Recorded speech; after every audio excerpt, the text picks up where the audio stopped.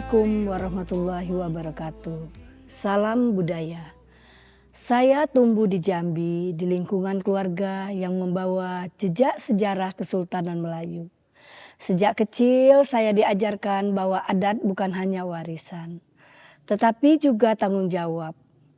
Namun pemahaman itu baru benar-benar menemukan maknanya ketika saya mulai mendampingi masyarakat suku Anak Dalam. Bukan sebagai pembina, tetapi sebagai saudara. Selama beberapa tahun terakhir, saya terlibat langsung sebagai peristiwa yang dialami oleh komunitas suku Anak Dalam. Konflik lahan, perampasan hak adat, hingga pelecehan terhadap martabat budaya mereka. Dari proses-proses itulah saya belajar bahwa ruang publik bukan hanya sekedar lokasi, melainkan ruang perjumpaan antara bangsawan dan rimba, antara pusat dan pinggiran, antara sejarah dan masa kini.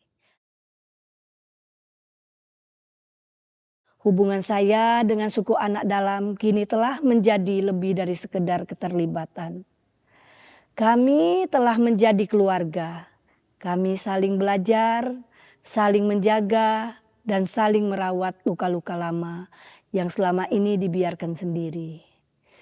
Dari kedekatan itu lahirlah sebuah inisiatif Festival Raden Hamzah, Rimba yang Bersuara. Festival ini saya gagas sebagai ruang kebudayaan terbuka yang digelar di gedung Radio Republik Indonesia Provinsi Jambi. Sebuah ruang publik bersejarah yang saya harapkan bisa menjadi tempat berkumpulnya ingatan, suara, dan semangat lintas komunitas dalam festival ini. Saya menampilkan pertunjukan tari dan musik adat suku Anak Dalam dan Melayu, pameran artefak dan pusaka, pemutaran video dokumenter, hingga dialog terbuka antara pemangku adat, generasi muda, dan pihak pemerintah. Salah satu segmen penting adalah lokakarya Suara dari Rimba, di mana anggota komunitas suku Anak Dalam menyampaikan cerita hidup mereka secara langsung kepada publik kota.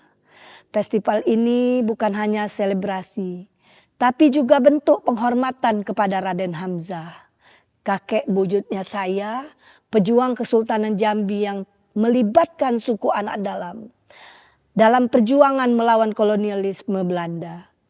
Saya percaya bahwa warisan seperti ini bukan untuk dikunci dalam buku sejarah, tetapi untuk dihidupkan kembali dalam ruang publik yang inklusif dan bermanfaat.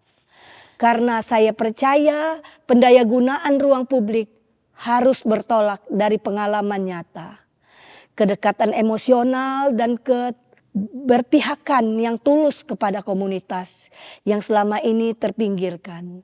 Saya berkomitmen untuk terus membuka ruang di mana suara masyarakat adat tidak hanya didengar, tetapi juga dihargai, dirayakan bersama. Saya percaya jika suara dari Rimba bisa bersuara di tengah kota, maka kita semua akan belajar kembali tentang arti beradab dalam kebudayaan kita.